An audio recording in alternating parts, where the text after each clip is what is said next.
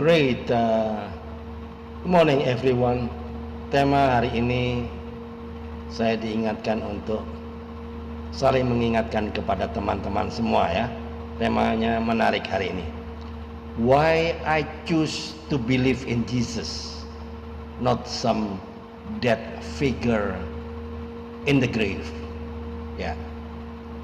Kenapa saya memilih percaya Yesus, bukan tokoh yang mati di kuburan? Alright, welcome back in this Andre Saber channel, my quality time with Jesus. Teman-teman, hari ini menarik ya. Iman ini bukan perasaan, tapi fakta yang mengalahkan maut ya. Kalau semua agama itu benar ya, seharusnya semua tokohnya hidup ya enggak. Masalahnya hampir semuanya mati, tokohnya mati dan masih di kuburan sampai sekarang ya. Agama apa saja. Hari ini saya tidak bicara soal agama, saya bicara soal satu pertanyaan yang jujur. Mengapa saya harus percaya kepada Yesus dan bukan kepada tokoh lain yang tidak pernah bangkit dari kematian? Ya, itu ya. Kalau kebenaran itu penting, maka fakta tidak boleh diabaikan. Jadi teman-teman, banyak orang berkata begini, iman itu soal keyakinan, bukan bukti. Ya nggak pernah dengar orang yang bicara begitu ya. Itu keliru. Iman Kristen bukan iman yang buta. Iman Kristen berdiri di atas suatu peristiwa sejarah yang dicatat oleh umat manusia. Yesus bukan hanya mengajar tentang kasih. Yesus mati, dikuburkan, bangkit dan menampakkan diri pada murid-muridnya. Alkitab mencatat bahwa Yesus bangkit dan menampakkan diri kepada lebih dari 500 orang sekaligus, bukan 1-2 orang ya, bukan halusinasi pribadi yang diceritakan kemana-mana, bukan ya. 1 Korintus 15 ayat 6, 500 saksi mata loh ya, bukan sedikit ini, dan sebagian besar dari mereka masih hidup ketika kesaksian itu ditulis. Artinya apa? Artinya kesaksian itu bisa diverifikasi. Nah, teman-teman, bandingkan ya, secara jujur ya. Saya mau tanya secara jujur aja ya. Tokoh mana lagi dalam sejarah manusia yang mengaku Allah atau anak Allah mati secara publik, dikuburkan secara resmi, bangkit pada hari ketiga dan naik ke surga ya? Tidak ada, nobody. Yang ada hanyalah kuburan yang bisu, tulang belulang dan makam yang dijaga keras. Kalau seseorang mati dan tetap mati, dia tidak punya otoritas atas maut. Dan kalau tidak berkuasa atas maut, dia tidak bisa menyelamatkan manusia dari maut yang kekal. Jadi masalah utama manusia itu bukan agama sebetulnya ya. Masalah manusia bukan kurang agama, bukan. Masalah manusia adalah dosa dan kematian. Agama hanya bisa mengatur perilaku, menenangkan perasaan, memberi tradisi-tradisi, tapi tidak satupun agama yang bisa mengalahkan maut. Perlu dicatat itu. Hanya Yesus yang berkata, aku adalah kebangkitan dan hidup, dan dia membuktikannya, bukan sekedar mengatakannya ya. Jadi kenapa banyak orang yang menolak Yesus? Bukan karena kurang bukti, tapi karena Yesus menuntut pertobatan. Percaya Yesus artinya apa? Melepaskan kendali hidup dan mengakui dosa. tunduk kepada kebenaran, ya. Dan itu memang menyakitkan ego. Lebih mudah percaya tradisi daripada tunduk kepada Tuhan yang hidup, ya enggak? Teman-teman, pilihan ada di tangan Anda. Saya tidak memaksa Anda semua, tapi saya menantang Anda untuk berpikir secara jujur. Anda mau percaya kepada tokoh yang mati dan tidak pernah bangkit dan saat ini ada di kuburan, atau Tuhan yang mati, bangkit dan hidup sampai hari ini? Yesus tidak pernah berkata, ikut aku karena tradisi. Yesus berkata, ikut aku karena aku hidup. Itu, ya, itu lihat. Teman-teman, jadi closing statementnya, kalau Yesus tidak bangkit, kekristenan hanyalah agama yang kosong. Tapi karena Yesus bangkit, maka iman Kristen adalah kebenaran yang hidup. Anda boleh menolak Yesus, boleh, tapi Anda tidak bisa menghapus fakta kebangkitannya. Dan pada akhirnya setiap manusia harus berurusan dengan satu pertanyaan ini. Siapa yang Anda percayai untuk mengalahkan maut? Orang mati atau Tuhan yang hidup? Pikir ya, siapa yang Anda percaya? Orang mati atau Tuhan yang hidup? Pilihan itu tidak netral, karena kekekalan dipertaruhkan, ya. Jadi teman-teman, kenapa masih ragu percaya Yesus? Kubur kosong versus kubur berisi. Ayo mikir.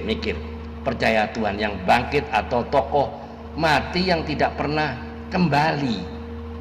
Jadi teman-teman, saya mau bicara jujur dan terbuka. Banyak orang hari ini mengaku percaya Tuhan, tapi tidak berani menentukan Tuhan siapa yang mereka percayai. Mereka bilang, semua agama sama, yang penting baik. Saya masih ragu. Pertanyaan saya sederhana ya. Ragu karena belum tahu atau ragu karena takut kebenaran?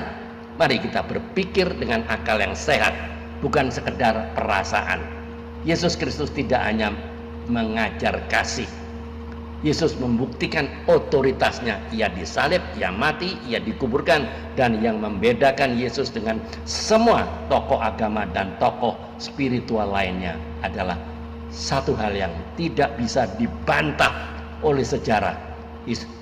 Yesus bangkit dari kematian. Bukan katanya, bukan mimpi, bukan cerita turun-temurun. Alkitab mencatat lebih dari 500 orang melihat dia hidup setelah kematiannya. Orang-orang itu bukan orang yang mabuk, bukan 1-2 saksi. Dan sebagian besar dari mereka rela mati martir demi kesaksian itu. Sekarang saya tanya dengan logika sederhana ya. Orang mau mati demi kebohongan? Orang mau disiksa, dibakar, dipenggal hanya demi cerita yang palsu? Tidak masuk akal, ya enggak? Bandingkan dengan tokoh-tokoh lain yang diagungkan oleh banyak orang ya. Kubur mereka masih ada, tulang mereka masih di tanah, tidak pernah bangkit, tidak pernah mengalahkan maut. Lalu anehnya apa? Banyak orang lebih percaya orang mati daripada dia yang hidup dan berkuasa. Maaf, saya harus tegas dalam hal ini. Itu bukan toleransi, itu kebutaan rohani. Yesus berkata dengan jelas, tidak berputar-putar, tidak diplomatis. Akulah jalan, kebenaran, dan hidup. Tidak seorang pun yang datang kepada Bapa kalau tidak melalui aku. Kalimat ini tidak populer, tapi benar, dan kebenaran memang tidak pernah ramah bagi ego manusia. Masalahnya bukan Yesus kurang bukti, masalahnya manusia tidak mau tunduk. Karena jika Yesus benar, maka hidup harus berubah. Dosa harus ditinggalkan dan ego harus mati. Itulah sebabnya banyak orang memilih ragu, karena ragu itu aman, ya enggak? Tidak perlu bertobat, tidak perlu komitmen, tidak perlu bayar harga. Tapi saya mau ingatkan dengan kasih, keraguan tidak pernah menyelamatkan siapapun. Hanya iman kepada Yesus yang bangkit yang menyelamatkan. Jadi pesan moralnya, jangan bangga dengan keraguan, jangan sembunyi di balik toleransi palsu, jangan percaya tokoh mati yang tidak pernah bangkit. Keselamatan tidak ditemukan dalam filosofi, tidak ditemukan dalam tradisi atau moralitas. Keselamatan hanya ada pada Yesus Kristus yang hidup. Jadi closing statementnya teman-teman,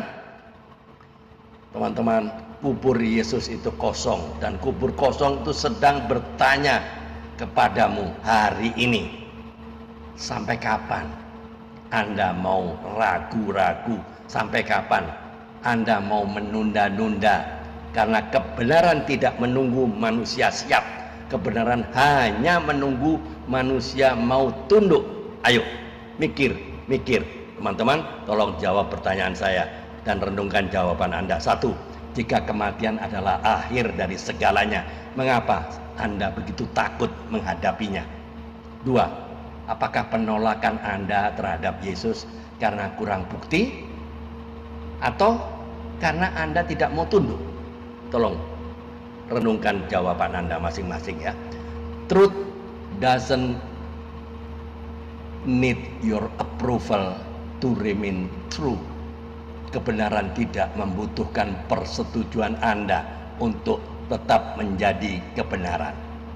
Faith is not believing without evidence, but trusting the evidence God has given.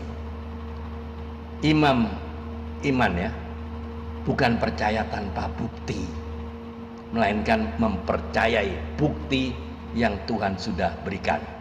Teman-teman, Yesus tidak meminta Anda percaya tanpa alasan. Dia memberi bukti lalu meminta keputusan Anda masing-masing. Itu. Mari kita tunduk kepala, kita berdoa. Tuhan Yesus, terima kasih karena Engkau adalah Tuhan yang hidup, yang mengalahkan maut dan membuka jalan keselamatan. Lembutkan hati setiap orang yang masih ragu-ragu, yang masih menolak, dan yang masih terikat pada kebohongan-kebohongan. Biarlah kebenaran-Mu yang memerdekakan dan Roh Kudus menuntun kepada pertobatan sejati. Di dalam nama Tuhan Yesus Kristus kami berdoa dan mengucap syukur. Amin. Teman-teman, jika Anda diberkati oleh konten video ini, konten YouTube ini, bagikan video ini kepada teman-teman Anda dan pada keluarga Anda, ke komunitas, ke siapapun yang masih ragu dan yang belum mengenal Yesus, karena padi sudah menguning tetapi pekerja kurang, dan kitalah pekerja-pekerja itu di ladang Tuhan.